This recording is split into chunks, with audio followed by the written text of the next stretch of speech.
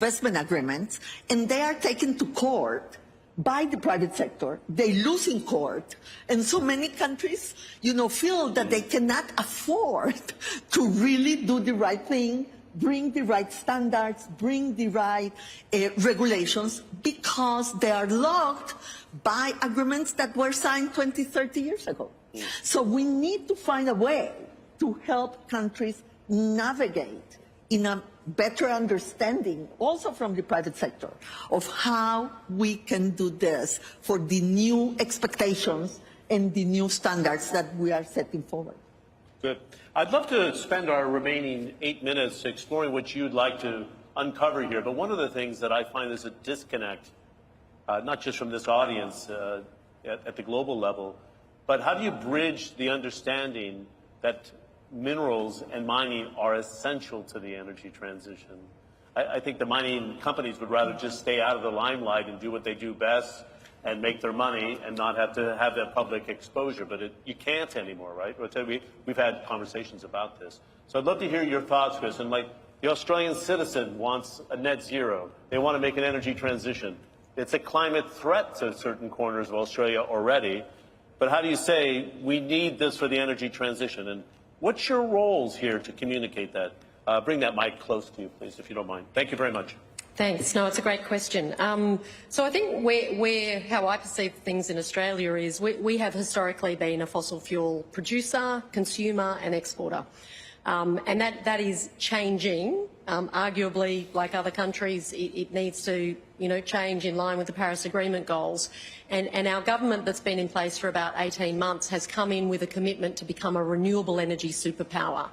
And to pick up your question, it recognises that our government is committed to the Paris goals, so we need to transition ourselves. But indeed, over 90% of our trading partners, many of whom take our coal and gas exports, also have committed to net zero goals. So if we're true to our word and if they're true to our word, what we're sending them in terms of energy commodities now will not look the same in 2, 5, 10, 20 years' time. So it's a transition, of course, but so really the narrative in Australia and the discussion that the government is having with our population is we are transitioning.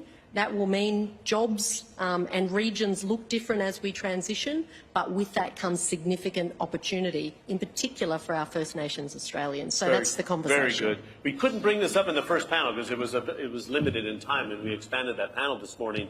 But one of the things I've been enlightened to see is, for example, at DP World, in a number of the operations in Africa, they've already introduced solar, and as Rotesh knows, the investment into green hydrogen is coming at scale. With your partner or member countries in the ICMM, what's the roadmap here for making sure they can do scope 1, 2, and 3 and implement as much as possible the technologies in that process of mining, would you say, Rotesh? John, just before I get to that, if I may respectfully disagree with your previous characterization of where we as an industry want to be. We don't want to be out of the limelight making our money quietly because, frankly... No, let's be clear. I was saying about the past. I get you. Especially with you as the head of the ICMM. So and John, we had this conversation that you're actually out there to change that, right? Absolutely right. And there's a simple reason for that. As the saying goes, to whom much is given, much is expected. If we want the responsibility and the privilege of supplying the world with essential materials that are key to decarbonization, that comes with greater scrutiny, that comes with greater accountability, that comes with greater transparency. So you're absolutely right, John. We have to step up beyond anything we've done in the past. It will be uncomfortable, but it's what people should expect of us if we are to be seen as a partner to the transition. Part of that is going to be the technology that we can help accelerate. And John, our commitment on that is unequivocal and clear. Mining companies in ICMM will achieve net zero scope 1 and 2 emissions for our direct operational footprint by 2050 or sooner. That's non-negotiable. How can we be suppliers of green metals and be making the climate crisis worse ourselves? That just doesn't work. And when it comes to scope 3 emissions, which in the case of some metals and minerals can be 95% of the total impact on the environment, we have to play a catalytic role. Because if it isn't grown, it is mined. To your point about the importance of metals and minerals. We are the start of many products supply chains. So if we don't help decarbonize the rest of the product, we're not doing our bit to help fight climate change. How can we call ourselves a true partner if we're not playing an active role on Scope 3 as well? Good. I'm going to finish on one other thing, but I want someone to address this, if you can, in a minute. I don't want to be complicated, but isn't it better to have somebody from the mining industry at COP? Aren't we learning that it's better to have the oil and gas players at COP? Because you cannot have a solution on a transition unless everybody's at the table. I've seen a lot of articles being sent around, but isn't it wiser to have everybody in the room or not? Thanks. Everyone who is willing to do the right thing, right? Would you have the heads of the tobacco industry at a lung cancer concert if they're not committed? That's an extreme example, I've got to say. If they're not committed to do the right thing. Right.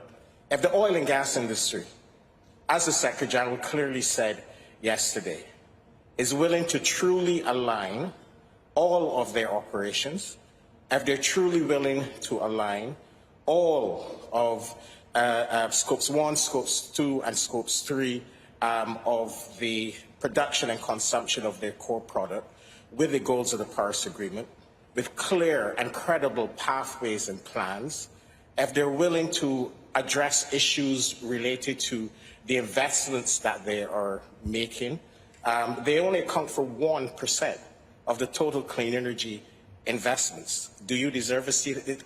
Honestly, do you deserve a seat at the table? So they could deploy more, is what you're saying. Yeah. So we definitely want the oil. They need to be a part of the solution, but the reality is that at present, many of them or most of them are not.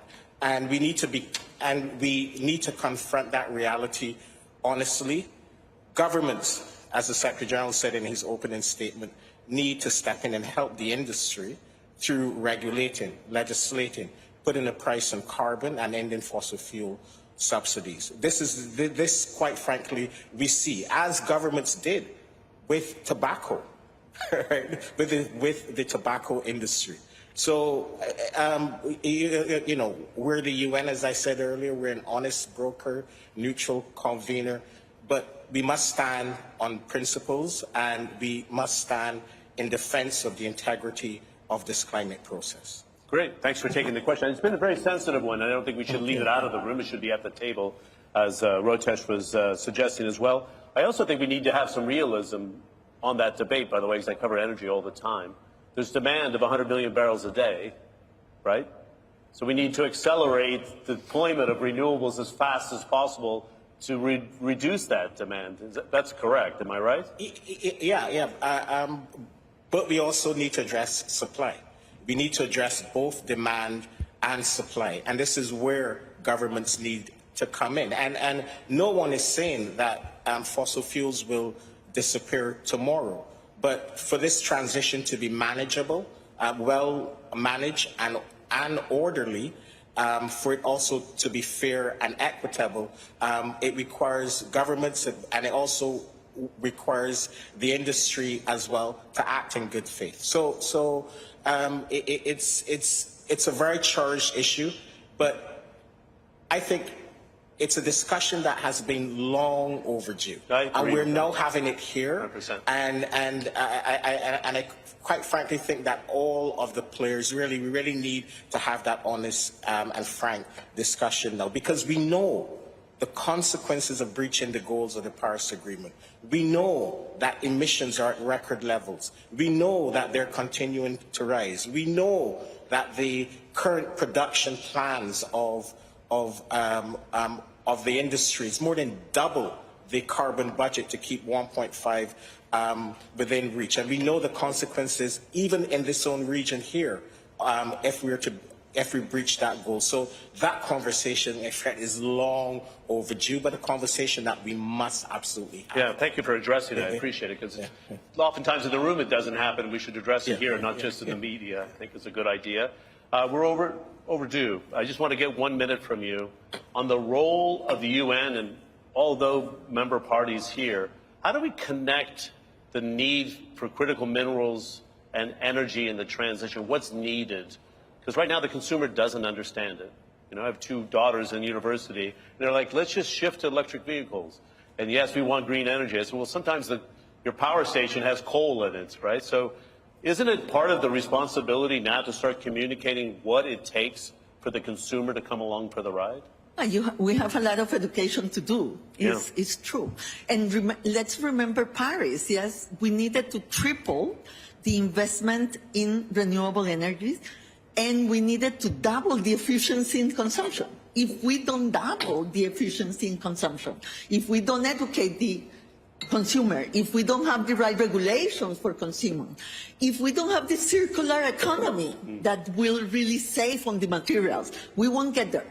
So there is a whole side on the consumption that we need really to work on. That should also be part of this COP conversation as well, right?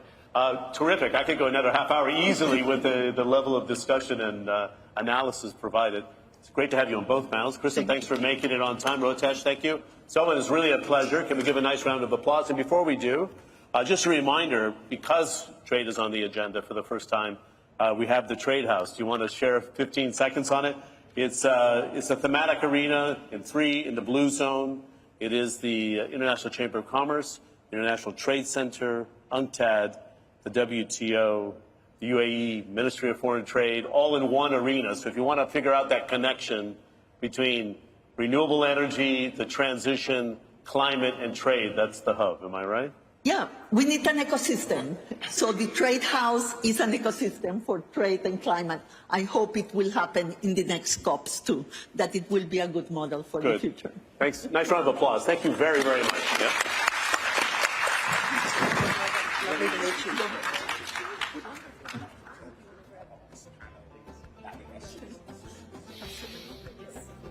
Great. Nice thing.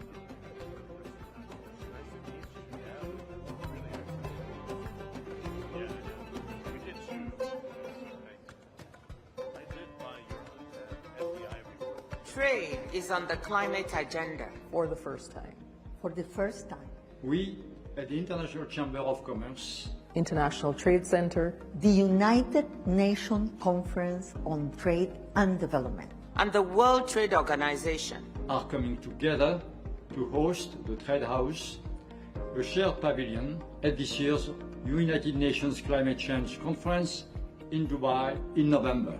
The COP28 Trade House will bring together public and private sector players to create an ambitious trade agenda for climate action. that's because trade is part of the solution to climate change. It can make green products, services, and technologies more available while offering economic opportunities for developing countries. And bringing the voices of small businesses, women and youth to the table can make the low-carbon transition a just and inclusive one. At the Trade House, stakeholders and decision makers will discuss and develop trade responses to climate change. To keep the goals of the Paris Agreement in sight. A key focus will be to support developing countries' efforts to adapt to climate change and reduce greenhouse emissions. All while recovering and building resilience to future shocks. And ensuring they have the skills, knowledge, and resources to do so. Join us at the COP28 Trade House to take further the discussion on how trade can advance climate action, a just transition, and sustainable development. In short, to explore how we can better harness trade to solve the defining challenge of our time. You have the key. See you there.